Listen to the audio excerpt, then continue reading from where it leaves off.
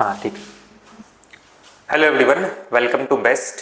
आई hope आपकी preparation जो है सीयूटी यूजी की अच्छी चल रही होगी और आपकी प्रिपरेशन में हेल्प करने के लिए जो बेस्ट है वो लाया है मोस्ट प्रोबेबल क्वेश्चन सीरीज। उसी कड़ी में आज हम लोग बायोलॉजी के क्वेश्चंस करेंगे। बायोलॉजी के क्वेश्चंस को देखेंगे कि पिछले सालों में कैसे क्वेश्चंस आए हैं, कैसे हमें उनको अप्रोच करना है, क्योंकि नॉलेज एक डिफरेंट थिंग है और एग्जाम में अप्रोच करना एक डिफरेंट थिंग होता है। कि अगर आप एग्जाम में जाते हो तो आपके पास 1 मिनट ही होता है क्वेश्चन को सॉल्व करने के लिए, तो आप किस तरीके से उस क्वेश्चन को अप्रोच करोगे ताकि वो क्वेश्चन जो है आपका आसानी से सॉल्व हो जाए जल्दी कम टाइम में और आप बाकी उससे आगे निकल पाओ। तो आज हम लोग क्वेश्चंस तो सीखेंगे ही, क्वेश्चंस देखेंगे ही कि कैसे पिछले सालों में क्वेश्चंस आए हैं और ये भी देखेंगे हम लोग कि क्वेश्चंस को अप्रोच कैसे करते हैं। चलो स्टार्ट करते हैं। सबसे पहला क्वेश्चन पढ़ो। आपको क्या करना है, जो क्वेश्चन है आपको स्टॉप करना है, उसका आंसर लिखना है चैट पे या अपने कॉपी पे और उसके बाद चेक करना है कि वो आपका सही हुआ या नहीं हुआ। ठीक है, चलो पहला क्वेश्चन है, आप स्टॉप करोगे और इसको लिखोगे। सबसे पहला क्वेश्चन क्या कह रहा है, analogous structures are result of, ये इवोल्यूशन चैप्टर से टॉपिक है, क्वेश्चन लिया गया है एनालॉगस और होमोलॉगस स्ट्रक्चर से। तो आपको एक बात याद रखना, इन क्वेश्चन को करने के लिए मैं बताता हूँ, ट्रिक याद रखो, क्वेश्चन आसानी से सॉल्व होगा। आपको 2 सर्किल बनाना है और आपको ये याद रखना है कि एनालॉगस स्ट्रक्चर्स होते क्या है। होमोलॉगस स्ट्रक्चर्स क्या होते हैं, जो दिखते सेम है लेकिन काम अलग अलग करते हैं, और एनालॉगस स्ट्रक्चर्स क्या होते हैं, जो दिखते अलग अलग है लेकिन काम एक ही जैसा करते हैं। तो एनालॉगस स्ट्रक्चर में क्या होगा, दिखते अलग अलग है लेकिन काम एक ही जैसा करते हैं। मान लो ये 2 ऑर्गेनिज्म है, इनके पास जो ऑर्गेन्स है उनका ऑरिजिन अलग है, वो दिखते अलग है लेकिन काम एक ही है। अगर काम एक ही है तो एक जगह आ सकते नहीं आ सकते, तो काम एक ही है तो एक काम करने के लिए वो एक जगह आ सकते हैं, यानी कि ऐसे आ सकते हैं। और अगर आपका होमोलॉगस स्ट्रक्चर है, होमोलॉगस स्ट्रक्चर में क्या होगा कि ऑर्गेनिज्म जो है उनका स्ट्रक्चर तो सेम है लेकिन काम डिफरेंट है। तो काम डिफरेंट है तो अलग अलग काम के लिए वो अलग अलग मूव करेंगे, कोई इधर मूव करेगा कोई इधर मूव करेगा। तो काम सेम है तो एक जगह आ सकते हैं वो, काम डिफरेंट है तो अलग अलग जा सकते हैं वो। काम सेम किसका होगा, एनालॉगस स्ट्रक्चर का, क्योंकि दिखते अलग है बट काम सेम है। तो अगर आप इन रेज को देखो ऐसे, ये रेज आके ऐसे कन्वर्ज हो रहे हैं, यहाँ पे क्या हो रहे हैं, कन्वर्ज हो रहे हैं, और यहाँ पे क्या हो रहा है, रेज ऐसे डाइवर्ज हो रहे हैं। आपने फिजिक्स पढ़ा होगा तो ये देखा होगा कि कन्वर्ज और डाइवर्ज क्या होता है। तो कन्वर्ज किसके केस में हो रहा है, converge is equal to convergent evolution. ठीक है, कन्वर्जेंट इवोल्यूशन।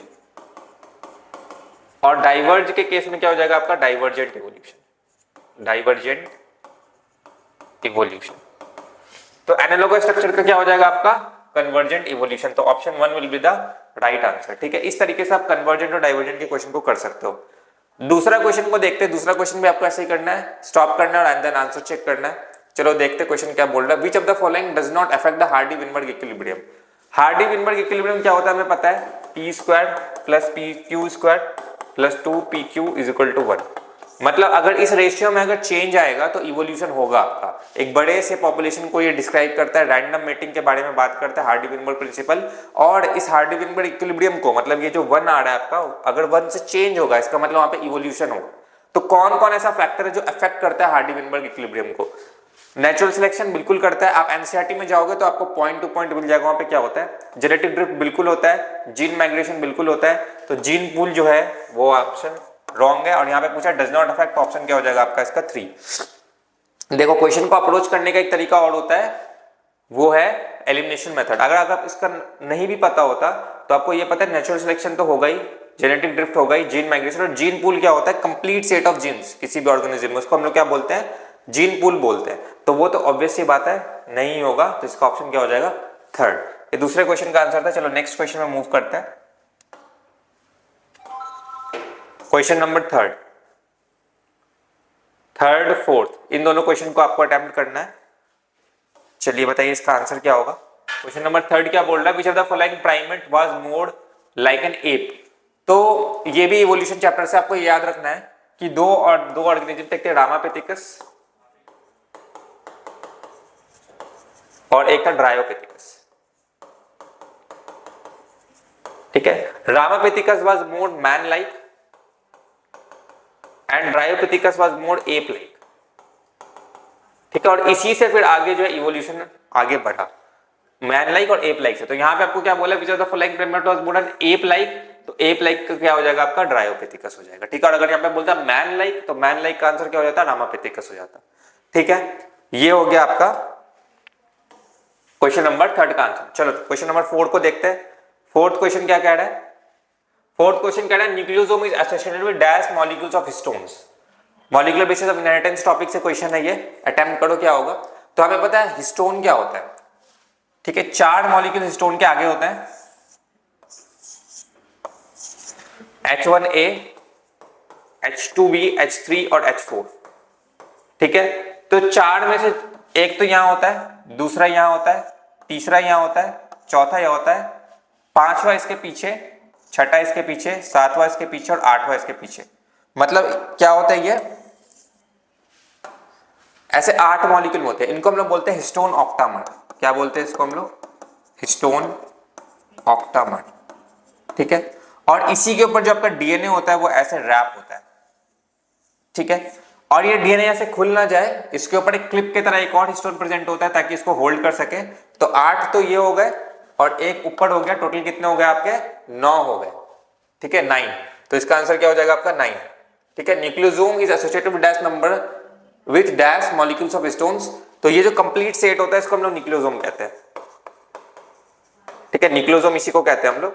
ये 4 तो आगे हो गए, 4 पीछे हो गए, एक ऊपर की तरफ होता है क्लिप की तरह, इसको होल्ड करके रखता है, ठीक है। चलो नेक्स्ट की बढ़ते आगे, नेक्स्ट क्वेश्चन। नेक्स्ट क्वेश्चन आपका ह्यूमन जीनोम प्रोजेक्ट से क्वेश्चन है। क्या ह्यूमन जीनोम प्रोजेक्ट, देखो क्या है, जो एनसीईआरटी में जो लिखा है एज इट इज आपको पॉइंट टू पॉइंट उसको याद रखना है, ठीक है। ह्यूमन जीनोम प्रोजेक्ट में ज्यादा कुछ नहीं है, जस्ट डेटा है, डेटा एंड फैक्ट्स, वही आपको याद रखना है, वही डेटा और फैक्ट्स है यहाँ पे, और कुछ नहीं है। Select the observation drawn from the human genome project which are correct. The human genome consist of 3164.7 million base pair, बिल्कुल सही बात है। यहाँ पे हमें क्या बोला निकालने के लिए, करेक्ट बोला है, ठीक है। Average gene consist of 3000 bases, ये भी सही है। Total number of genes estimated to be 30,000, ये भी ठीक है। The function are known to be about 50% discovered genes, less than 2% genomes code for protein. तो यहाँ पे मुझे ए बी सी डी सारे ऑप्शन सही लग रहे हैं, तो A B C D fourth will be the right answer, ठीक है। जस्ट फैक्ट्स है, फैक्ट्स आपको याद रखना है कि ह्यूमन जीनोम प्रोजेक्ट में क्या होता है, ये फैक्ट्स आपको सिर्फ एनसीईआरटी से याद रखना है, ठीक है, वहीं से क्वेश्चन आएगा ये। चलो नेक्स्ट क्वेश्चन में बढ़ते हैं, 6th क्वेश्चन। इवोल्यूशन से थोड़ा ज्यादा क्वेश्चन आए हुए हैं, तो इवोल्यूशन का ही नेक्स्ट क्वेश्चन है आपका, जो आपका एनसीईआरटी में एक टेबल होगा, उस टेबल पे क्वेश्चन है कि प्लासेंटल मेंबर और उसका काउंटर पार्ट मार्सुपियल्स। तो हमें पता है क्या हुआ था, जो ऑस्ट्रेलियन आइलैंड है, यहाँ पे, यहाँ से प्लासेंटल भी निकले, यहाँ से मार्सुपियल भी निकले, और जो वो एक जगह में गए तो वहां पे क्या हुआ, उनका कन्वर्जेंट इवोल्यूशन हुआ, मतलब वो एक जैसे दिखने लगे because of the environmental condition. हम लोग इनके कॉन्सेप्ट के डेप्थ पे भी नहीं जा रहे, हम लोग जस्ट देख रहे हैं कि इस क्वेश्चन को कैसे करना है। तो जैसे मान लो एंटीटर है, तो एंटीटर प्लासेंटल है, जब वो वहां गया तो मार्सुपियल भी उस एरिया में गया होगा, उसी पर्टिकुलर एरिया में, और उस इन्वायरमेंटल कंडीशन के हिसाब से खुद को इवॉल्व किया होगा और एंटीटर के जैसा ही दिखने लगा होगा, इसको कन्वर्जेंट इवोल्यूशन कहते हैं। तो एंटीटर का क्या होगा आपका, नम्बैट, ठीक है। बॉब कैट का क्या होगा, मतलब ए का आपका क्या हो जाएगा 2। तो आप चेक करो, ए का 2 का है, ए का 2 यहाँ है, ए का 2 यहाँ है, मतलब ये ऑप्शन तो पहले ही छट गए, ठीक है। बॉब कैट का क्या होगा आपका, तस्मानियन टाइगर कैट, मतलब बी का 4, बी का 4 यहाँ है और बी का 1, तो इसका आंसर क्या हो जाएगा 1। तो हमें आगे पढ़ने की भी जरूरत नहीं है। लेमड़ का क्या, फ्लाइंग स्क्वायरल का क्या होगा, फ्लाइंग स्क्वायरल का होगा स्पॉटेड कस्कर, लेमड़ का होगा तस्मानियन टाइगर कैट, ठीक है। सॉरी, लेमड़ का होगा स्पॉटेड कस्कस और आपका फ्लाइंग स्क्वायरल का होगा फ्लाइंग फैलेंजर, ठीक है। फ्लाइंग स्क्वायरल का क्या होगा, फ्लाइंग फैलेंजर, ठीक है। आगे बढ़े, नेक्स्ट क्वेश्चन देखो। नेक्स्ट क्वेश्चन क्या कह रहा है, यहाँ पे आपको इनकरेक्ट स्टेटमेंट बताना है। ये आपका है इंटेस्टाइनल परफोरेशन डेथ में कौन है, ये आपका जो क्वेश्चन है ये ह्यूमन एलिमेंट डिजीज से है। तो यहाँ पे क्या बोला, इंटेस्टाइनल परफोरेशन एंड डेथ में occur in severe condition of typhoid infection. बिल्कुल, जो टाइफाइड का इन्फेक्शन तो जो सैल्मोनेला टाइफी बैक्टीरिया से होता है, उसमें क्या होता है, अगर सीवियर कंडीशन होता है तो जो इंटेस्टाइन का क्या होता है, परफोरेशन हो जाता है। तो ये बिल्कुल सही आपका ऑप्शन है। नेक्स्ट क्या, common cold is caused by rhinovirus, बिल्कुल सही बात है, राइनोवायरस से कॉमन कोल्ड होता है। देन लिप्स एंड फिंगर में turn grey to bluish in colour in severe cases of pneumonia, बिल्कुल निमोनिया में जैसे टाइफाइड का सीवियर कंडीशन क्या होता है कि इंटेस्टाइन में परफोरेशन हो जाता है और डेथ भी हो सकता है, फेटल होता है। ये जो निमोनिया है उसका जो सीवियर कंडीशन होता है वो क्या होता है, लिप्स और फिंगर जो होता है वो ग्रे से ब्लूइश कलर में कन्वर्ट हो जाता है। इसके अलावा क्या, pneumonia is caused by Salmonella, ये ऑप्शन गलत है। निमोनिया किससे होता है, स्ट्रेप्टोकोकस निमोनिया या हीमोफिलस इन्फ्लुएंजा से होता है। सैल्मोनेला से आपका क्या होता है, टाइफाइड होता है। Typhoid fever could be confirmed by Widal test, ये भी बिल्कुल राइट ऑप्शन है। तो इसमें हमें बोल क्या रहा है, इनकरेक्ट ऑप्शन पूछ रहा है। तो इसका आंसर क्या हो जाएगा, निमोनिया, ऑप्शन डी ओनली, यानी कि option number 3 will be the right answer. ठीक है, नेक्स्ट में मूव करते हैं क्वेश्चन नंबर 8। क्वेश्चन नंबर 8 जो है ये भी ह्यूमन एलिमेंट डिजीज से सवाल है, बैरियर्स के ऊपर है। सबसे पहले आता है आपका साइटोकाइन बैरियर। हमें पता है 4 टाइप के बैरियर होते हैं, फिजिकल, फिजियोलॉजिकल, साइटोकाइन और सेलुलर। तो सबसे पहले यहाँ पे बोला साइटोकाइन बैरियर। साइटोकाइन बैरियर में क्या होगा, फिजिकल बैरियर में क्या होगा, सेलुलर में क्या होगा, फिजियोलॉजिकल में क्या होगा। देखो साइटोकाइन बैरियर में क्या होता है कि एक केमिकल रिलीज, जैसे कोई भी वायरस से इन्फेक्टेड होता है कोई भी सेल, तो वो अपने आसपास एक केमिकल सिक्रीट करता है, इसको हम लोग कहते हैं इंटरफेरोन। वो बाकी सारे सेल्स को जो है बचाता है उस वायरल इन्फेक्शन से, तो इसको हम लोग बोलते हैं साइटोकाइन बैरियर। तो आपका ए का क्या हो जाएगा, 4, मतलब ए का 4 कहाँ है, यहाँ है, ये ऑप्शन गया, ए का 4 यहाँ है और ये भी गया, मतलब 2 ऑप्शन तो पहले आपके छट गए। फिजिकल बैरियर में क्या होगा, स्किन और म्यूकस की कोटिंग, स्किन की पूरी कोटिंग या म्यूकस की पूरी कोटिंग, यानी कि बी का क्या हो जाएगा आपका 1 और बी का 1 आपका यहां दे रखा है, तो इसका आंसर क्या हो जाएगा 4। इस तरीके से फास्ट तरीके से कैलकुलेट करके आगे बढ़ोगे, ऑप्शन मारोगे और आगे बढ़ोगे, पूरी देखने की भी जरूरत नहीं पड़ेगी आपको। सेलुलर बैरियर क्या हो जाएगा, सेल्स क्या होता है, सेलुलर बैरियर का फाइगोसाइटोसिस क्यों होता है, क्योंकि हमारा जो WBC होता है वो कभी भी किसी को जर्म को जब मारता है तो क्या करता है, फाइगोसाइटोसिस के थ्रू जाता है, इसलिए इसको हम लोग सेलुलर बैरियर को फाइगोसाइटोसिस के अंदर रखते हैं। और फिजियोलॉजिकल बैरियर में क्या हो जाएगा आपका, टीयर्स फ्रॉम आईज या सलाइवा जिसमें लाइसोजाइम प्रेजेंट होता है, तो इसका आंसर क्या हो जाएगा आपका 4th आंसर हो जाएगा। ठीक है, चलो नेक्स्ट क्वेश्चन में मूव करते हैं। नेक्स्ट क्वेश्चन ड्रग्स वाले टॉपिक से है कि स्मैक क्या होता है। स्मैक जो होता है बेसिकली डाइएसिटाइल मॉर्फिन होता है। ठीक है, इसका ऑप्शन हमें पहले दिख गया, डाइएसिटाइल मॉर्फिन होता है। तो मॉर्फिन जो होता है उसका डाइएसिटाइलेशन होता है और डाइएसिटाइलेशन के बाद जो होता है आपका स्मैक का प्रोडक्शन होता है। ठीक है, this was very easy question directly from NCERT. Next question, antibodies are secreted by, ये भी बहुत इजी क्वेश्चन है, ह्यूमन एलिमेंट डिजीज से सवाल है ये। एंटीबॉडीज को कौन सिक्रेट करता है, हमें पता है 2 टाइप के सेल्स होते हैं, एक होते हैं बी सेल्स और एक होते हैं टी सेल्स। तो टी सेल्स होते हैं वो क्या करते हैं, बी सेल्स को हेल्प करते हैं एंटीबॉडीज के प्रोडक्शन के लिए। तो एंटीबॉडीज को प्रोड्यूस कौन कर रहा है, बी सेल्स कर रहा है। ठीक है, यहाँ पे बीटा सेल से कंफ्यूज मत हो जाना, बीटा सेल जो होता है पेंक्रियाज में होता है। ठीक है, यहाँ पे इसका आंसर क्या हो जाएगा, बी सेल्स। चलो नेक्स्ट आगे बढ़ते हैं, क्वेश्चन क्या बोल रहा है 11 नंबर देखते हैं। सीवेज ट्रीटमेंट फ्लॉक्स है। फ्लॉक्स क्या होता है, सीवेज ट्रीटमेंट जब हम लोग करते हैं तो उसमें जो फ्लॉक्स होता है वो क्या होता है, तो जो फ्लॉक्स होता है वो क्या होता है, जो आपका फंजाई होता है, ऐसे मेस लाइक स्ट्रक्चर बनाता है, दिस इज फंजाई, और इसके ऊपर क्या होता है, बैक्टीरिया प्रेजेंट होता है, इसको हम लोग बोलते हैं फ्लॉक्स। और इसका काम क्या होता है, इसका काम क्या होता है फ्लॉक्स का, ये आप हमें चैट पे बताएंगे कि फ्लॉक्स जो होता है उसका काम क्या होता है। मुझे ये पता है कि फ्लॉक क्या होता है, जो फंजाई होता है वो क्या होता है, मेस लाइक स्ट्रक्चर बनाता है, इसमें बैक्टीरिया अटैच होता है, वो होता है फ्लॉक्स। लेकिन इसका काम क्या होता है ये आप बताओगे, इसका काम क्या होता है। तो फ्लॉक्स का क्या हो जाएगा, sewage treatment, flocs are masses of bacteria associated with fungal elements, बिल्कुल। the solid that settle during sedimentation नहीं, the supernatant ये भी नहीं, the bacteria which grow anaerobic नहीं। तो इसका ऑप्शन क्या हो जाएगा 11 का 3rd। चलो नेक्स्ट क्वेश्चन में मूव करते हैं, क्वेश्चन नंबर 12। तो क्वेश्चन नंबर 12 का आंसर बताना, जरा चैट में बताना, देखते किसका आंसर सही होता है। ये 12 नंबर का, ये भी क्वेश्चन बहुत कॉमन है, हर साल सवाल आ जाता है इसके ऊपर। आपको जस्ट मैच करना है, स्टैटिन का क्या होगा, मतलब कौन सा ऐसा ऑर्गेनिज्म है जो स्टैटिन बनाता है। ठीक है, तो स्टैटिन कौन बनाता है, स्टैटिन बनाता है मोनास्कस पर्प्यूरस। मोनास्कस पर्प्यूरस जो है वो स्टैटिन बनाता है। क्लॉड बस्टर, क्लॉड बस्टर किसके लिए रिस्पॉन्सिबल होता है, स्विस चीज किसके लिए रिस्पॉन्सिबल होता है। तो ए का क्या हो गया आपका 4 हो गया, सॉरी ए का 3 हो गया। तो ए का 3 का दे रखा है, यहां दे रखा है, तो ये दोनों ऑप्शन तो पहले चले गए, तो इन दोनों ऑप्शन को आपको देखना ही नहीं है। ठीक है, क्लॉड बस्टर कौन करता है, स्ट्रेप्टोकोकस करता है। ठीक है, तो सी का बी का क्या हो गया आपका 1, तो बी का 1 यहां दे रखा है, option 2 will be the right answer. आगे पढ़ने की भी जरूरत नहीं, बट चलो देखते हैं। स्विस चीज प्रोपिनियोबैक्टीरियम होता है। स्विस चीज में क्या होता है, लार्ज होल्स होते हैं, large holes are responsible because of this प्रोपिनियोबैक्टीरियम।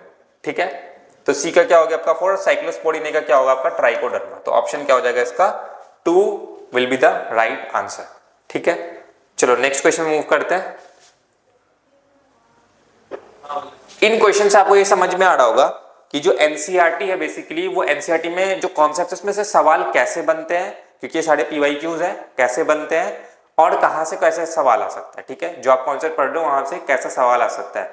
इसके अलावा उन सवालों को अप्रोच कैसे करना है, ठीक है, आपको सारे ऑप्शंस नहीं पढ़ने होते। अगर मैच द फॉलोइंग है, सारे ऑप्शंस पढ़ने की जरूरत नहीं है, 2 को मैच करोगे अपने आप आंसर आ जाएगा, ठीक है। या दूसरा एलिमिनेशन मेथड, आप एलिमिनेशन मेथड लगा सकते हो कि अगर आपको कोई आंसर नहीं पता है, 3 ऑप्शंस आपको पता है, चौथा ऑब्वियसली आप उसमें राइट टिक करके आ सकते हो। तो ये अप्रोच भी आपको सीखना है कि कैसे आप एग्जाम में फास्ट हो सकते हो बाकियों से, ताकि जो, क्योंकि टाइम का भी इश्यू होता है वहां पे, आप टाइम जितना टाइम कम कंज्यूम करोगे उतना बाकी सब्जेक्ट में ज्यादा ध्यान दे पाओगे।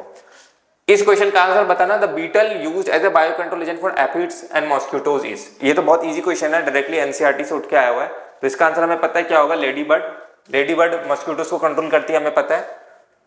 Next question, downstream processing method involves, ये बताओ, ये भी इजी क्वेश्चन है। Downstream processing method involves, downstream processing में क्या होता है, जो हमारा प्रोडक्ट बना बायोटेक्नोलॉजी में, जो हमारा प्रोडक्ट बना, अब हम लोग उसका क्या करेंगे, प्यूरिफिकेशन करेंगे, कि प्यूरिफाई करेंगे उसको अच्छे से उसका पैकेजिंग करेंगे बिफोर एंटरिंग इनटू मार्केट, मतलब मार्केट में उस प्रोडक्ट को उतारने से पहले हम लोग उसको अच्छे से प्यूरिफाई करेंगे, सैनिटाइज करेंगे, सब कुछ करेंगे।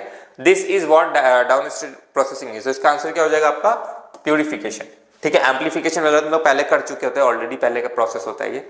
चलो नेक्स्ट क्वेश्चन में मूव करते हैं।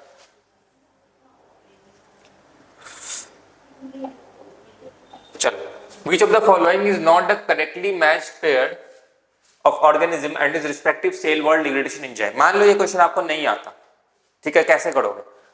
हमें पता है फंजाई जो होता है उसका जो सेल वॉल होता है किससे बना होता है, काइटिन से बना होता है, ये तो सबको पता होता है। तो काइटिन को कौन तोड़ेगा, काइटिनेज। तो यहाँ पे क्या बोल रहा है, नॉट द करेक्ट, तो ये तो सही है, ठीक है।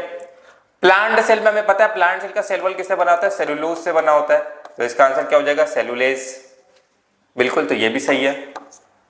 अब आता है एल्गी और बैक्टीरिया। एल्गी, अगर मैं बैक्टीरिया की बात करूं तो लाइसोजाइम जो होता है वो कहां प्रेजेंट होता है, हमारे सलाइवा में प्रेजेंट होता है। और हमें पता है सलाइवा में क्यों प्रेजेंट होता है लाइसोजाइम, ताकि कोई भी बैक्टीरिया एंटर कर रहा है तो उसको क्या कर सके, मार सके। तो इस हिसाब से ये भी सही ऑप्शन है। तो बचा कौन सा आपका, दूसरा एल्गी। एल्जीन से होता है बना हुआ, मिथाइलेज उसको नहीं तोड़ता, ठीक है। तो अगर आपको इसका नहीं भी पता होता है इसका आंसर क्या है, तो आप एलिमिनेशन मेथड से इसके आंसर तक पहुंच सकते हो। तो ये एक अप्रोच होता है किसी भी क्वेश्चन को बनाने का, ठीक है। अगर आपको नहीं पता है तो इस तरीके से भी जा सकते हो। आपको नहीं पता है कि फंजाई को कौन तोड़ता है, लेकिन आपको ये पता है कि इसका सेल वॉल किससे बना है, काइटिन से, तो काइटिनेज ही होगा। प्लांट का भी मुझे पता है सेलुलोज होता है, तो सेलुलेज। बैक्टीरिया का मुझे नहीं पता किससे बना होता है, पेप्टाइडोग्लाइकन का बना होता है। तो हमें ये पता है लाइसोजाइम जो वो सलाइवा में होता है, और वो क्यों होता है, बैक्टीरिया के वॉल को तोड़ने के लिए। तो इस हिसाब से वो भी कर सकते हो और इसके आंसर तक पहुंच सकते हो। नेक्स्ट क्वेश्चन में चलते हैं। Arrange the following steps involve in transformation of bacteria in sequence from initiation to end. Bacteria का ट्रांसफॉर्मेशन करना है, ठीक है, कैसे कैसे करेंगे, क्या क्या स्टेप्स होगा, स्टेप्स को लिख रहा जरा, कैसे कैसे करेंगे। सबसे पहला क्या होगा, सबसे पहला होगा हमारा, हम लोग इसको जो है डाइवेलेंट कैटायन से ट्रीट करेंगे, ठीक है। डाइवेलेंट कैटायन से क्यों ट्रीट करेंगे, ताकि वो जो है कंपैटिबल हो जाए, जो हमारा रिकॉम्बिनेंट डीएनए उसको लेने के लिए उसको हम लोग कंपैटिबल बनाते हैं, ठीक है। सबसे पहले तो उसको कंपैटिबल बनाओ कि कोई फॉरेन डीएनए वो ले सके अपने अंदर। तो इसलिए हम लोग सबसे पहले क्या करते हैं, ट्रीटमेंट करते हैं डाइवेलेंट कैटायन से। तो सबसे पहला क्या हो जाएगा आपका, बी। आप चेक करो बी कहां पे सबसे पहले, बी यहां पे है, बी यहां पे, मतलब ये ऑप्शन आपका गया और ये भी ऑप्शन आपका गया, ठीक है। नेक्स्ट, ट्रीटमेंट तो कर दिया, अब हम लोग क्या करेंगे, अब हम लोग करेंगे आर डीएनए को बैक्टीरिया में डालेंगे, कंपैटिबल हमने बना दिया। अब आर डीएनए को हम लोग इंट्रोड्यूस करवाएंगे, तो क्या करवाएंगे, इंक्यूबेशन करवाएंगे। ये दूसरा हो गया आपका। सेकंड स्टेप में क्या आ गया आपका, ए आ गया, तो इसका आंसर क्या हो गया, 2 हो गया। आपको आगे पढ़ने की भी जरूरत नहीं, इस तरीके से करके आगे बढ़ सकते हो। लेकिन चलो आगे पढ़ते हैं। उसके बाद क्या होगा, उसके बाद हम लोग हीट्स ऑफ ट्रीटमेंट देंगे। मतलब सबसे पहले हमने एक सेल लिया, डाइवेलेंट कैटायन इसमें डाला, जैसे Ca2+, कंपैटिबल बनाया, आर डीएनए इंट्रोड्यूस किया, फिर इसमें हमने हीट शॉक दिया। हीट शॉक से क्या होगा, छोटे छोटे पोर्स क्रिएट हो जाएंगे और इस पोर्स के थ्रू जो है जो हमारा आर डीएनए उसमें एंटर कर जाएगा, ठीक है। उसके बाद क्या करेंगे, इसको हम लोग आइस में प्लेस करेंगे ताकि रिकवरी हो जाए, ठीक है। उसके बाद हम लोग क्या करते हैं, इसका सिलेक्शन करते हैं अगर प्लेट में कि हमारा कौन सा ऐसा सेल है जिसमें हमारा डिजायर्ड जीन ऑफ इंटरेस्ट गया या डिजायर्ड जीन ऑफ इंटरेस्ट नहीं गया। तो सबसे पहले क्या हो जाएगा आपका बी, फिर क्या हो जाएगा आपका ए, फिर क्या हो जाएगा हीट शॉक ट्रीटमेंट, फिर क्या हो जाएगा आपका आइस में प्लेस करेंगे और अंत में क्या हो जाएगा, सिलेक्ट करेंगे हमारा कौन सा रिकॉम्बिनेंट डीएनए बना, कौन सा नहीं बना, ठीक है। नेक्स्ट चलो क्वेश्चन नंबर 17 को देखते हैं। क्वेश्चन नंबर 17 क्या कह रहा है, which of the following statement is incorrect. इसमें कौन सा इनकरेक्ट है, ठीक है। इनकरेक्ट बताना है आपको। इसमें कई सारे कॉन्सेप्ट को एक साथ ले गया, जैसे fragments of DNA can be separated by ELISA. क्या हम लोग डीएनए के फ्रेगमेंट को सेपरेट कर सकते हैं एलाइसा मेथड से? एलाइसा क्या होता है? Enzyme immunosorbent. ऐसे ये एचआईवी के ट्रीटमेंट, एचआईवी को डिटेक्शन के लिए होता है ये। तो इनकरेक्ट बोला, तो फ्रेगमेंट ऑफ डीएनए तो हम लोग नहीं कर सकते इससे। चलो, fragment of DNA can not be separated. Transformation is a procedure through which a piece of DNA is introduced in a host bacterium. बिल्कुल सही बात है। ट्रांसफॉर्मेशन में हम लोग क्या करते हैं, जो हमारा पीस ऑफ डीएनए होता है उसको हम लोग इंट्रोड्यूस करते हैं होस्ट बैक्टीरिया में, तो ये सही है। Recombinant DNA technology does not involve isolation of desired DNA fragment. अगर हम लोग डिजायर्ड डीएनए फ्रेगमेंट को आइसोलेट ही नहीं करेंगे तो कैसे हम लोग जो है उसको इंट्रोड्यूस करेंगे? तो ये भी गलत है। DNA ligase are used for stitching DNA fragment into a vector. बिल्कुल, डीएनए लाइगेज क्या होता है? दो डीएनए फ्रेगमेंट को आपस में जोड़ने में मदद करता है। तो इसका आंसर क्या हो जाएगा आपका? ए एंड सी। तो option 1 will be the right answer incorrect के लिए। ठीक है, चलो आगे बढ़ते हैं। नेक्स्ट क्वेश्चन को देखते हैं, क्वेश्चन नंबर 18 को देखते हैं। क्वेश्चन नंबर 18 क्या कह रहा है? Which of the following statement are true? इसमें हमें ट्रू सिलेक्ट करना है। जैसे ट्रू बोले या इनकरेक्ट बोले आप इसको ऐसे घेर लो, ठीक है, ताकि गलती होने के चांसेस कम हो। यहाँ पे ट्रू ढूंढना है हमें। Milk obtained from Rosie is nutritionally more balanced for human babies than natural human milk. देखो यहाँ पे सारे पूरा स्टार्टिंग से स्टेटमेंट सही था। आपको ये भी ध्यान रखना है कि आपको पूरा ऑप्शन अच्छे से पढ़ना है, क्योंकि यहां से यहां तक आप पढ़ोगे तो बोलोगे हाँ ये तो सही है क्योंकि एनसीईआरटी में लिखा है, लेकिन लास्ट में खेल गया, लास्ट में ह्यूमन मिल्क लिख दी। यहाँ पे होगा काउ, ठीक है, जो नॉर्मल काउ है वो। हमने ट्रांसफॉर्मेशन करके, हमने बायोटेक्नोलॉजी का यूज करके रोजी नाम का काउ बनाया जो ऐसा मिल्क देती है जो न्यूट्रिशनली मोर बैलेंस्ड है देन नॉर्मल काउ, ना कि ह्यूमन बेबी। ह्यूमन बेबी के लिए सबसे बेस्ट ह्यूमन मिल्क ही होता है, ठीक है। बट अगर हम लोग नॉर्मल काउ को से कंपेयर करेंगे तो रोजी ज्यादा बेटर होता है, न्यूट्रिशनली बैलेंस्ड, ठीक है। रोजी ने जो मिल्क दिया। लेकिन यहां तक आप तो सही पढ़ोगे, लास्ट में भी आपको पढ़ना बहुत इंपॉर्टेंट है, इसीलिए पूरा ऑप्शन पढ़ना इज वेरी इंपॉर्टेंट कि लास्ट में वो खेल गया। देखो बायोपेडेसी डिफर, तो इसका ट्रू बोले तो ये तो ऑप्शन गलत है। Biopiracy differs to the use of bio resources without proper authorization from MNC, not from MNCs, from the local authorities and the farmers, ठीक है, not from the multinational. MNCs का मतलब होता है मल्टीनेशनल कंपनीज, मल्टीनेशनल कंपनी से क्यों लेने जाएंगे वो। दूसरा ही तो ये भी गलत है। फिर बोल रहा है GEAC is the decisive body for safety and validity of GMO and GM research respectively. बिल्कुल, जीईएसी जो है वो जेनेटिक इंजीनियरिंग अप्रूवल कमेटी, ये एक कमेटी है जो हमारे कंट्री में जेनेटिकली मॉडिफाइड ऑर्गेनिज्म या जेनेटिकली मॉडिफाइड रिसर्च को कंट्रोल करती है। वो देखती है कि कोई एथिकल इश्यूज वगैरह ना हो। तो ये ऑप्शन आपका बिल्कुल सही है। Transgenic animals help us to understand the contribution of genes in development of disease. Transgenic animals to understand the contribution, हाँ बिल्कुल ये भी सही है कि ट्रांसजेनिक एनिमल्स को हम लोग बनाया इसलिए ताकि हम लोग वैक्सीन की सेफ्टी को टेस्ट कर सके, कोई एंटीबॉडी है उसको टेस्ट कर सके या कोई डिजीज है उसको टेस्ट कर सके। तो इसका आंसर क्या हो जाएगा आपका सी एंड डी। तो option number 2 will be the right answer, ठीक है। ये हो गया 18 नंबर क्वेश्चन। अब हम लोग आगे बढ़ते हैं, नेक्स्ट क्वेश्चन को देखते हैं। नेक्स्ट क्वेश्चन भी बहुत ही अच्छा क्वेश्चन है। नेक्स्ट क्वेश्चन क्या बोल रहा है आपका, ये आपका बायोटेक्नोलॉजी एंड एप्लीकेशन टॉपिक से क्वेश्चन है। अल्फा 1 एंटीट्रिप्सिन किसके लिए यूज होता है? किसके लिए यूज होता है अल्फा 1 एंटीट्रिप्सिन? एनसीईआरटी में साफ साफ दिखा है कि अल्फा 1 एंटीट्रिप्सिन जो होता है इम्फाइजिमा के ट्रीटमेंट के लिए होता है। तो मतलब ए का तो आपका 3 हो गया, ठीक है। मतलब इम्फाइजिमा क्या होता है, जो आपका एल्वेली होता है उसमें सिगरेट स्मोकिंग की वजह से जो होता है स्पेसेस क्या होता है, कवर्ड हो जाता है, ज्यादा स्पेस नहीं बचता ऑक्सीजन ट्रांसपोर्ट के लिए, मतलब ऑक्सीजन एक्सचेंज के लिए यहाँ पे स्पेस नहीं बचता, स्पेस रिड्यूस हो जाता है, इसको हम लोग बोलते हैं इम्फाइजिमा। और इसके ट्रीटमेंट के लिए क्या यूज करते हैं हम लोग? अल्फा 1 एंटीट्रिप्सिन यूज करते हैं। तो इसका तो हो गया 3, ए का हो गया आपका 3। अब चेक करो, ए का 3 यहाँ है, ए का 3 यहाँ है, तो ये ऑप्शन गया, ये भी ऑप्शन आपका गया। इस तरीके से आपको एग्जाम में भी करना है। फिर क्या बोल रहा है, क्राई 1 एसी। बिल्कुल, 2 टाइप के जीन्स होते हैं, हमने पढ़ा है। क्राई जीन वो होता है जो क्या करता है, हमारे कॉटन को बचाने में मदद करता है, लेकिन एनसीईआरटी में साफ साफ कई टाइप के क्राई जीन्स दे रखे हैं, इसमें काफी कंफ्यूजन होता है। तो एक हो गया क्राई 1 एसी, एक हो गया क्राई 1 एबी। 2 टाइप का आपको याद रखना है जिसमें सवाल आते हैं। एक हो गया आपका क्राई 1 एसी और एक हो गया आपका क्राई 1 एबी। तो क्राई 1 एसी जो होता है वो होता है कॉटन बॉलवॉर्म के लिए, और क्राई 1 एबी जो होता है वो होता है कॉर्न बॉर्डर के लिए। अब इसको याद कैसे रखा जाए, देखो ए सी में सी है, सी फॉर कॉटन, और ए बी में बी है, बी फॉर कॉटन बॉर्डर, ठीक है। इस तरीके से याद रखो। तो ए सी में सी है, सी किसके लिए होगा आपका? कॉटन बॉलवॉर्म के लिए। ए बी में बी है, बी किसके लिए होगा आपका? बॉर्डर, यानी कि कॉर्न बॉर्डर के लिए। तो बी का 4, डी का 2, बी का 4, बी का 2, ये हो गया आपका ऑप्शन नंबर 1 सही। ठीक है, बी का 4, डी का 2, सी का 1। ठीक है, सी क्या एंटीसेंस आने में पता है मेलोडियन इनकॉग्निशिया होता है टोबैको प्लांट को बचाने के लिए, तो ये हमारा इसका राइट आंसर हो गया। चलो ठीक है, नेक्स्ट क्वेश्चन पे मूव करते हैं।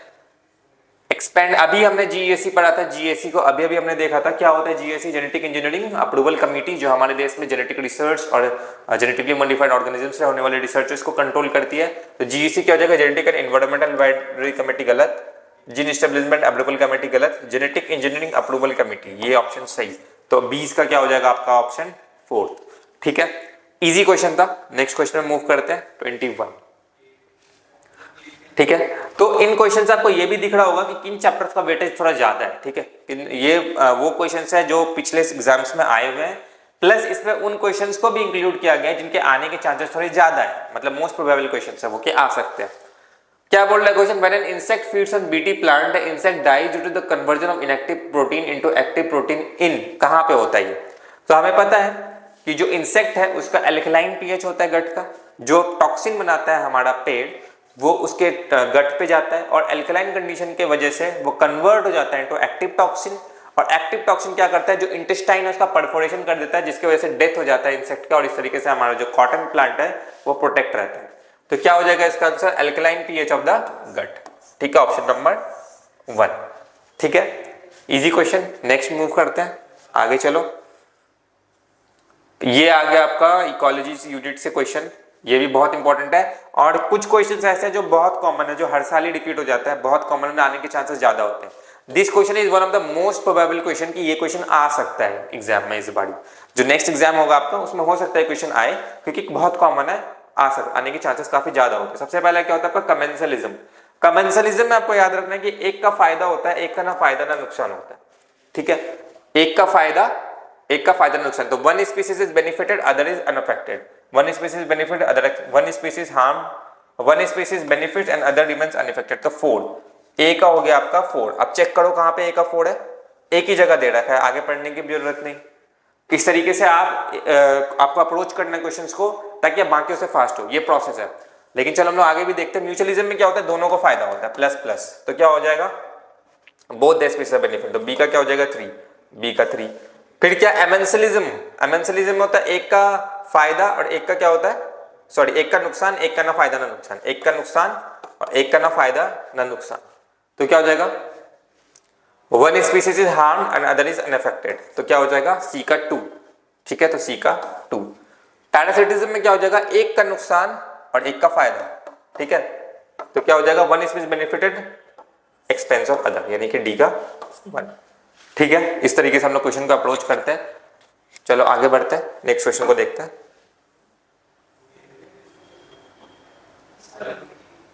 क्या कह रहा है, in a country at any time the population has the same number of young and mature one, what type of growth does it reflect. तो ग्रोथ कर्व के ऊपर सवाल है। तो हमें पता है pre reproductive stage, reproductive stage and old stage, post reproductive stage, pre reproductive stage, reproductive stage and post reproductive stage, then pre reproductive stage and post reproductive stage.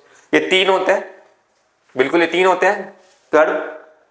क्या कह रहा है, in a country in the population has the same number of young ones and mature ones. तो ये जो population होता है ये क्या होता है, जहां पे प्री रिप्रोडक्टिव ज्यादा होते हैं, then reproductive and post reproductive, उसको हम लोग बोलते हैं एक्सपेंडिंग। उसको हम लोग क्या बोलते हैं, एक्सपेंडिंग, जैसा कि हमारे इंडिया का है। ठीक है, प्री रिप्रोडक्टिव कम है, then reproductive and then post reproductive ये वाला है अर्न शेप का, तो इसको हम लोग बोलते हैं डिक्लाइनिंग। जैसे कि कुछ देशों का जैसे जापान वगैरह का हो गया, और ये जिसमें दोनों कॉमन है तो इसको हम लोग बोलते हैं स्टेबल। क्या बोलते हैं हम लोग, स्टेबल, जहां पे दोनों बराबर होते हैं। तो क्या बोल रहा है, मैंने द पॉपुलेशन है same number of young ones and mature one, मतलब यंग वन और मैच्योर वन सेम है, तो कौन सा होगा आपका, स्टेबल होगा। ठीक है, इन दोनों में होता अगर तो हम लोग उस हिसाब से बोलते हैं डिक्लाइनिंग एंड एक्सपेंडिंग। ठीक है, नेक्स्ट क्वेश्चन देखो, two closely related species can coexist indifferently and violate a Gause's competitive exclusion principle by. चलो गॉसेस कॉम्पिटिटिव प्रिंसिपल का एक अच्छा एग्जांपल है वो ग्रेजिंग वाला, जो टॉर्टोराइज होते हैं। ठीक है, मतलब कि मान लो एक एरिया है जहां पे ग्रासेस है। ठीक है, एक ऑर्गेनिज्म है ए, एक ऑर्गेनिज्म है बी। ठीक है। ए ऑर्गेनिज्म का ग्रेजिंग कैपेसिटी ज्यादा है, मतलब ज्यादा ग्रेज करता है, तो ये क्या करेगा, बी को आउटसोर्स कर देगा और सारा का सारा घास खुद खा जाएगा, बी के लिए कुछ खाना नहीं बचेगा, तो बी का क्या हो जाएगा, एक्सक्लूजन हो जाएगा उस पॉपुलेशन से। गॉस कॉम्पिटिटिव एक्सक्लूजन प्रिंसिपल, मतलब जो डोमिनेंट होता है वो रिसेसिव वाले को क्या कर देता है, मास्क कर देता है, पॉपुलेशन से हटा देता है, मतलब जो ज्यादा ताकतवर होता है वो कमजोर को क्या करता है, पॉपुलेशन से हटा देता है, एक्सक्लूड कर देता है।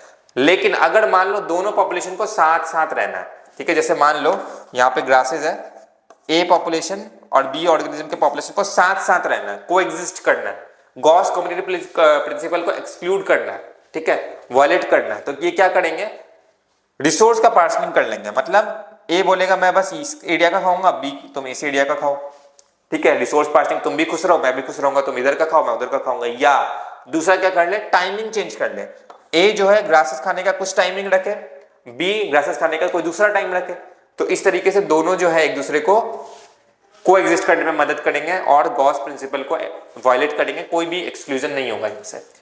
तो गॉस प्रिंसिपल को अगर हम लोग वायलेट करना है तो कैसे हम लोग वायलेट कर सकते हैं, एलिमिनेटिंग द इनफीरियर स्पीशीज, बिल्कुल नहीं, इससे तो वो और ज्यादा मतलब प्रमोट ही होगा प्रिंसिपल।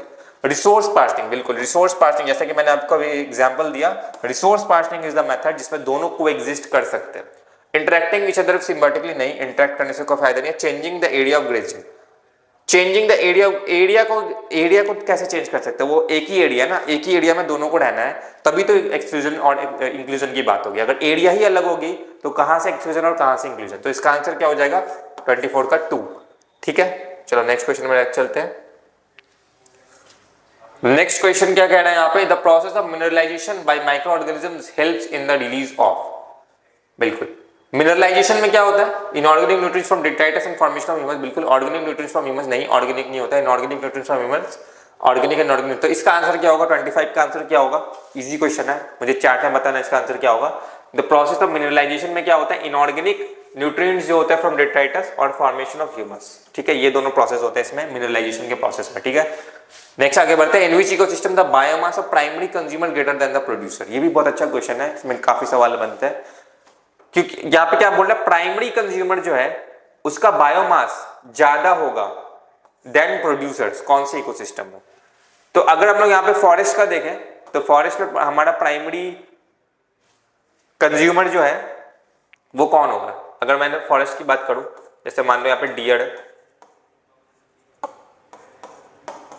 टाइगर, प्लांट, या ग्रासलैंड की बात कर लेते हैं, चलो ठीक है। तो इसमें हमें पता है जो प्लांट है उसका कुछ बायोमास होगा डियर देन टाइगर, यानी कि प्लांट ज्यादा होगा, ग्रासेस ज्यादा होंगे, डियर उससे कम होंगे, टाइगर उससे भी कम होंगे, ठीक है।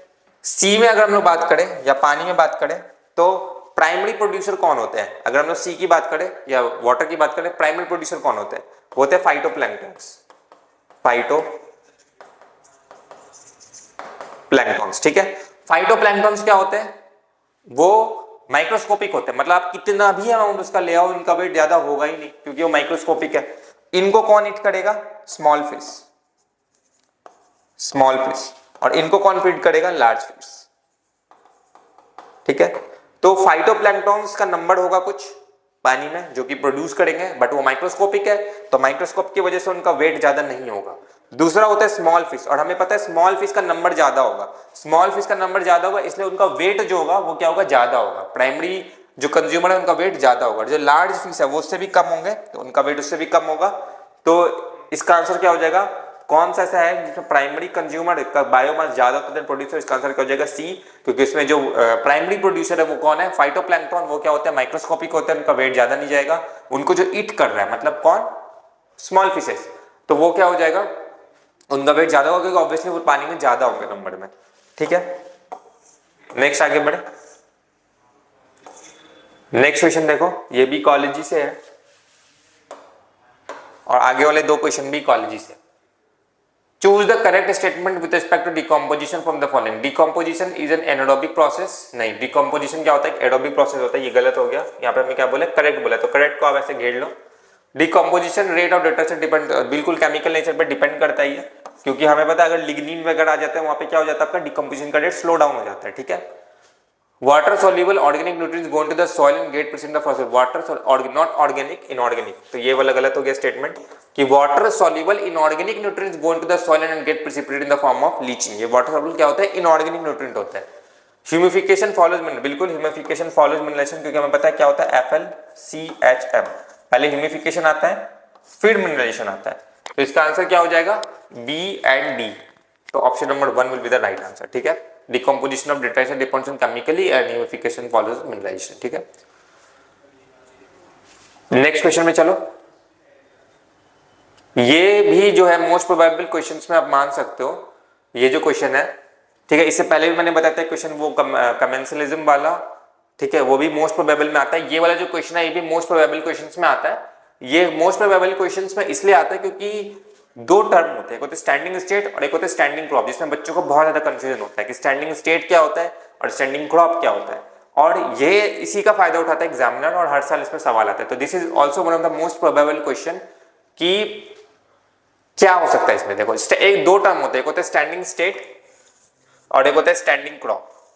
ठीक है, स्टैंडिंग स्टेट क्या होता है, स्टैंडिंग स्टेट होता है कि मिनरल न्यूट्रिएंट कितने होंगे सॉइल में एक पर्टिकुलर टाइम में, और स्टैंडिंग क्रॉप क्या होता है कि बायोमास कितना होगा एक पर्टिकुलर ट्रॉफिक लेवल में, बायोमास कितना होगा। ये दो टर्म को आपको याद रखना है, इसमें काफी सवाल आ सकता है और मोस्ट प्रोबेबली आया आगे आपके एग्जाम में। एक होता है स्टैंडिंग स्टेट और एक होता है स्टैंडिंग क्रॉप। स्टैंडिंग स्टेट क्या होगा, स्टैंडिंग स्टेट उस पर्टिकुलर टाइम में सॉइल में न्यूट्रिएंट्स कितना है, यानी amount of minerals nutrient in the soil eight A given time. और स्टैंडिंग क्रॉप क्या हो जाएगा एक पर्टिकुलर टॉपिक लेवल पे, जैसे मान लो first topic level, second topic level, तो सेकंड टॉपिक लेवल में जितने भी ऑर्गेनिज्म है उनका बायोमास कितना हो, मतलब available biomass for the consumption of heterotrophs, मतलब उस पर्टिकुलर टॉपिक लेवल में कितना होगा। तो ए का क्या हो जाएगा आपका 4 और आपका सी का क्या हो जाएगा 1। तो ए का 4 सी का 1, ए का 4, ये दोनों तो ऑप्शन पहले ही छट गए, यहां भी ए का 4 है, सी का 1। एक सेकंड, ऑप्शन में कुछ गड़बड़ है यहाँ पे, ऑप्शंस में कुछ गड़बड़ है यहाँ पे, ए का 4 बी का 3।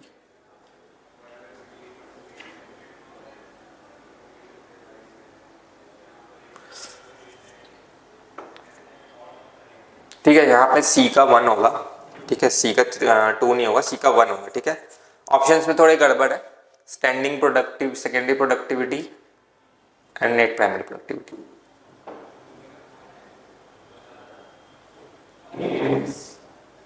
नो नो नो, ठीक है ठीक है, ये देखने में गड़बड़ होगी, ठीक है, ऑप्शंस ठीक है। स्टैंडिंग स्टेट क्या हो जाएगा आपका amount of mineral nutrients in a given time, और स्टैंडिंग क्रॉप में मैंने क्या बोला कितना बायोमास होगा पर्टिकुलर ट्रॉपिक लेवल में, तो ये रहा mass of living matter in particular trophic level given time, not, वहां भी मैंने बायोमास देख लिया था। ठीक है, तो ये हो जाएगा स्टैंडिंग क्रॉप ये, ठीक है, सी का 3, तो ए का 4 और सी का 3, ये रहा ए का 4 सी का 3, तो option 3 will be the right answer. Net primary productivity क्या होगा कि जो हमें पता है कि जो पेड़ है वो फूड बनाता है, कुछ फूड जो है वो क्या हो जाता है रिस्पिरेशन लॉसेस में चला जाता है, तो जो बाकी का बचता है अवेलेबल ट्रॉपिक लेवल के लिए खाने के लिए उसको हम लोग बोलते हैं नेट प्राइमरी प्रोडक्टिविटी। तो नेट प्राइमरी प्रोडक्टिविटी क्या हो जाएगा available biomass for the consumption of heterotrophs, और डी का क्या हो जाएगा 1, और सेकेंडरी प्रोडक्टिविटी क्या हो जाएगा rate of formation of organic matter by the consumer, तो क्या हो जाएगा सी का 2, सॉरी बी का 2, सी का 3 एंड डी का 1, तो ऑप्शन क्या हो जाएगा आपका third will be the right answer. ठीक है, तो स्टैंडिंग स्टेट और स्टैंडिंग क्रॉप आपको याद रखना है। स्टैंडिंग स्टेट क्या होता है कि कितना मिनरल्स प्रेजेंट होगा पर्टिकुलर टाइम में सॉइल में, उसको स्टैंडिंग हम लोग स्टेट कहते हैं। और स्टैंडिंग क्रॉप क्या होता है कि एक पर्टिकुलर ट्रॉपिक लेवल में बायोमास कितना होगा। ठीक है, ये दोनों टर्म आपको याद रखना है, इसमें किसी भी तरीके से सवाल आ सकता है। नेक्स्ट जो आपका क्वेश्चन आता है वो होता है पैसेज बेस्ड। ठीक है, पैसेज बेस्ड क्वेश्चन, हालांकि पैसेज बेस्ड कम होता है, अगर आपको पास नॉलेज है तो आप इस क्वेश्चन को कर सकते हैं। जैसे ये वाला क्वेश्चन देखो, which of the following is not a sexually transmitted disease. ठीक है, अगर आपको नहीं पता, बहुत सारे ऐसे डिजीज होते हैं जो एसटीडी होते हैं, अगर आपको नहीं पता इसमें कौन सा होगा तो आप ये देखो, chlamydiasis is STD, genital herpes is STD, trichomoniasis is STD, but filariasis is not STD, तो इसका ऑप्शन क्या हो जाएगा 2। एलिमिनेशन मेथड से सॉल्व कर सकते हैं हम लोग। फाइलेरिसिस क्या होता है, हमें पता है फीमेल क्यूलेक्स मस्किटो के काटने से होता है ग्रॉस डिफॉर्मिटीज हो जाता है in the lower limb of the lymphatic vessel, तो ये एसटीडी नहीं होता। ठीक है, नेक्स्ट क्वेश्चन को देखते हैं।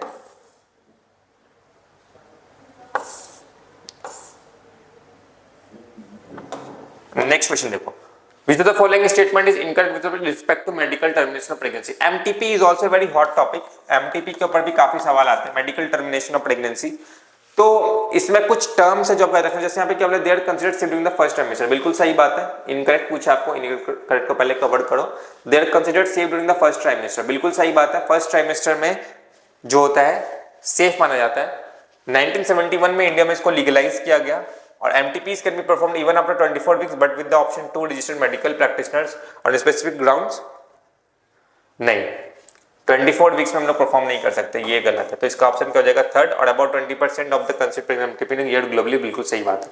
तो हमारे देश में जब MTP को लीगलाइज किया गया तो ये बोला गया कि जो फर्स्ट ट्राइमेस्टर है, मतलब जो 12 वीक्स है, उसमें जो है आपका सेफ माना जाएगा। और वो भी आप तब करा सकते हो जब आपको 2 रजिस्टर्ड मेडिकल प्रैक्टिशनर से जो है सलाह लेनी होगी, या वो अगर बोलेंगे हाँ दिस इज द थिंग, अगर या तो मदर को उससे कुछ प्रॉब्लम है या तो जो फीटस है उसमें कुछ ऐसे जेनेटिक डिजीज वगैरह है तो आप करवा सकते हैं, या कुछ और रीजन है तो आप करवा सकते हैं। तो आपको फर्स्ट ट्राइमेस्टर में ही करवाना होगा और 2 मेडिकल प्रैक्टिशनर से जो है रजिस्टर्ड होने चाहिए वो, ठीक है, मतलब उनका कंफर्मेशन होना चाहिए। लेकिन अगर आप 24 वीक्स में करवाते हो तो वो लीगल नहीं है, ठीक है, वो अनसेफ माना जाता है। 24 वीक्स में वो फेटल हो सकता है। तो आपको याद रखना है कि फर्स्ट ट्राइमेस्टर 12 वीक्स में it is safe but with a condition it should be confirmed by 2 medical research practitioners, ठीक है, ये आपको याद रखना है, ये इंपॉर्टेंट है, ये भी काफी इंपॉर्टेंट है। और जो नेक्स्ट क्वेश्चन है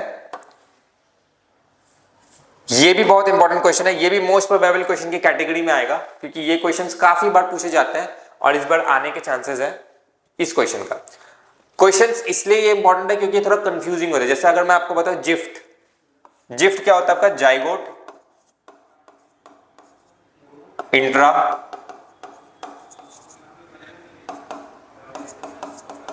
फैलोपियन ट्रांसफर। नाम से पता चल रहा है हम लोग फैलोपियन ट्यूब में ट्रांसफर करेंगे। किसका ट्रांसफर करेंगे, जाइगोट का। जब ब्लास्टोमियर 8 से कम होता है तो हम लोग फैलोपियन ट्यूब में डालते हैं ताकि वहां से क्योंकि हमें पता है फैलोपियन ट्यूब से डेवलप होते होते वो यूट्रस तक आता है। तो अगर वो डेवलप नहीं है, मतलब 8 ब्लास्टोमियर से है या उससे कम है, तो हम लोग फैलोपियन ट्यूब में डालेंगे ताकि वहां से वो डेवलप होते होते यूट्रस में आए। लेकिन उससे ज्यादा है, up to more than 8 blastomeres है, तो हम लोग उसको डायरेक्टली यूट्रस में डालते हैं क्योंकि डायरेक्ट उसका ऑलरेडी जो है क्या हो चुका है, डेवलपमेंट हो चुका है। अब जैसे उसका ग्रोथ होना है, इम्प्लांट करवाना है, तो हम लोग डायरेक्टली यूट्रस में डालते हैं। तो जाइगोट अगर बोले तो आपको याद रखना है कि 8 से कम है, तो यहां पे क्या हो जाएगा, transferring of fertilized egg up to 8 blastomeres into the fallopian tube, मतलब अप टू 8 ब्लास्टोमियर्स होगा तो फैलोपियन ट्यूब में ट्रांसफर करेंगे और नाम से पता चल रहा है फैलोपियन ट्रांसफर, ठीक है। इसको आपको क्या करना है, एक्सपेंड करना है। जब इसको एक्सपेंड करोगे तो आपको इसका असली मीनिंग पता चलेगा कि इसका मतलब क्या हो। इसको एक्सपेंड करो हमेशा, इन टॉपिक्स में हमेशा इसको एक्सपेंड करो। तो ये इसका आंसर क्या हो जाएगा, ए का 3। तो ए का 3 कहाँ है, यहाँ है, ए का 3 कहाँ है, यहाँ। तो ये ऑप्शन पहले चला गया, ये ऑप्शन पहले चला गया। आगे बढ़ो। ICSI क्या होता है, intra cytoplasmic sperm injection, intra cytoplasmic sperm injection. तो इसमें हम लोग क्या करते हैं, जो ओवा है उसको लेते हैं और डायरेक्टली उसमें स्पर्म को जो है हम लोग क्या करते हैं, इंजेक्ट कर देते हैं। साइटोप्लाज्मिक स्पर्म इंजेक्शन, जैसा कि मैंने बोला, आपको अगर नहीं पता इस टॉपिक को, इसको एक्सपेंड करो, एक्सपेंड करती समझ में आ जाएगा इसका मतलब क्या है। तो यहाँ पे क्या हो रहा है, formation of embryo in vitro injecting sperm directly into the ovum, injecting sperm directly into the ovum, injecting sperm into the cytoplasm. तो बी का क्या हो गया आपका 1, तो बी का 1। चलो अभी भी कंपटीशन है इसमें। इसके बाद क्या होता है, इंट्रा IUI क्या होता है आपका, इंट्रा यूट्राइन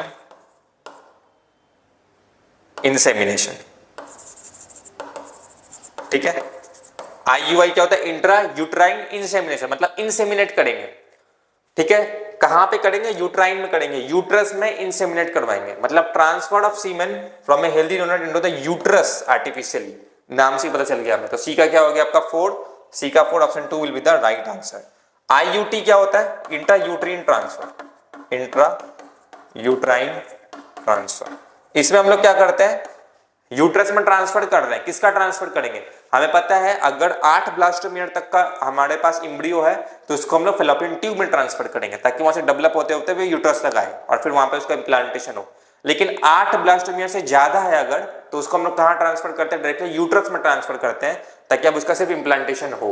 तो यहाँ पे क्या होगा, transferring embryo with more than 8 blastomere into the uterus, ये बात आपको याद रखनी है। तो डी का क्या हो जाएगा 2, तो option 2 will be the right answer. तो ये कॉन्सेप्ट मोस्ट प्रोबेबल क्वेश्चन की कैटेगरी में हो सकता है इससे सवाल आए। इसको सॉल्व करने का तरीका यही है कि आप इसको एक्सपेंड करो, आप इसको एक्सपेंड करोगे आपको खुद समझ में आ जाएगा ये क्या कहना चाहता है। इसके बाद आगे बढ़ते हैं। अच्छा, इसमें एक और इंपॉर्टेंट है, गिफ्ट के साथ साथ एक और आता है गिफ्ट, GIFT। गिफ्ट होता है gamete intra GIFT, gamete intrafallopian transfer. मतलब इसमें क्या करते हैं हम लोग, गैमेट ट्रांसफर करते हैं into the female who can not produce one. ठीक है, तो आगे बढ़ते हैं इसमें हम लोग नेक्स्ट क्वेश्चन को देखते हैं। नेक्स्ट क्वेश्चन कह रहा है which of the following method of contraception is not meant for females. मतलब कॉन्ट्रासेप्शन फीमेल्स के लिए नहीं है इसमें। कौन सा? आईयूडीज। आईयूडीज हमें पता क्या होता है, इंट्रा यूट्रिन डिवाइसेस। तो यूट्रस तो फीमेल के पास ही होता है, तो ये तो वही हो गई। लैक्टेशनल एमनोडिया, लैक्टेशनल एमनोडिया में क्या होता है ये हमें पता है, during the production of milk उसमें क्या होता है, कॉन्ट्रासेप्शन होता है, प्रोजेस्टेरोन का लेवल हाई होता है, तो वहां पे क्या होता है हमारा मेंस्ट्रुअल साइकिल एब्सेंट होता है। ठीक है, लैक्टेशनल एमनोडिया के केस में इस वजह से क्या होता है, वो भी कॉन्ट्रासेप्शन का मेथड हो गया, नेचुरल मेथड में आता है। वासेक्टोमी का मतलब क्या होता है, वासेक्टोमी लिया गया वास डिफरेंस से। वास डिफरेंस क्या होता है, वास डिफरेंस मेल से प्रेजेंट होता है। वास डिफरेंस को हम लोग कट करते हैं, टाई कर देते हैं, और ये किस में हो सकता है, मेल्स में हो सकता है, फीमेल्स में नहीं हो सकता। तो इसका आंसर क्या हो जाएगा आपका third. And this one is both for male and female, तो इसमें कोई बड़ी बात नहीं है। नेक्स्ट आते हैं हम लोग, Saheli and oral contraceptive pill also known as once a week pill was developed by, किसने डेवलप किया था इसको, हमें पता है CDRI लखनऊ ने डिस्कवर किया था इसको, सेंट्रल ड्रग रिसर्च इंस्टीट्यूट जो कि लखनऊ में। ठीक है, तो इसका आंसर क्या हो जाएगा CDRI। तो ये कुछ क्वेश्चंस थे, हम लोग इसका पार्ट 2 भी लेके आएंगे। अब ये पार्ट 1 है, पार्ट 2 भी लेके आएंगे। इस पार्ट में हमने मोस्ट प्रोबेबल क्वेश्चंस जिसके आने के चांसेस ज्यादा है, जिससे हमें ऐसा लगता है कि इस क्वेश्चन के आने के चांसेस ज्यादा है, वो मैंने दिखाया आपको। इसके अलावा मैंने PYQs भी इसमें इंक्लूड किया, ये दिखाने के लिए कि कहां से ज्यादा वेटेज है और कहां से ज्यादा किस कॉन्सेप्ट ज्यादा क्वेश्चंस आते हैं, ये भी आपने देखा। इसके अलावा उन क्वेश्चंस को अप्रोच कैसे करते हैं, कि कोई भी क्वेश्चन अगर आपको नहीं पता है तो आप एलिमिनेशन मेथड लगा के इसको सॉल्व कर सकते हो, या मैथ्स द फॉलोइंग वाले क्वेश्चंस है इसमें काफी मल्टीपल कॉन्सेप्ट्स को लिया गया है, तो आप उसमें डायरेक्टली देख सकते हो कि कौन सा मैच कर रहा है। एक अगर आपको 2 ऑप्शन मिल गए वहीं पे आप आगे पढ़ने की भी जरूरत नहीं है आपको। तो क्वेश्चन को अप्रोच कैसे करते हैं ये भी हमने इसमें सीखा, मोस्ट प्रोबेबल क्वेश्चंस भी देखा, और हमने PYQs भी देखा। जब हम लोग इसका पार्ट B लेके आएंगे तो इसमें और क्वेश्चंस हम लोग इंक्लूड करेंगे। अब तक PYQs जो आ चुका है और आने के चांसेस है उनको, और उनको अप्रोच कैसे करेंगे इसको। तब तक के लिए बने रहे बेस्ट इंस्टीट्यूट के साथ। Thank you.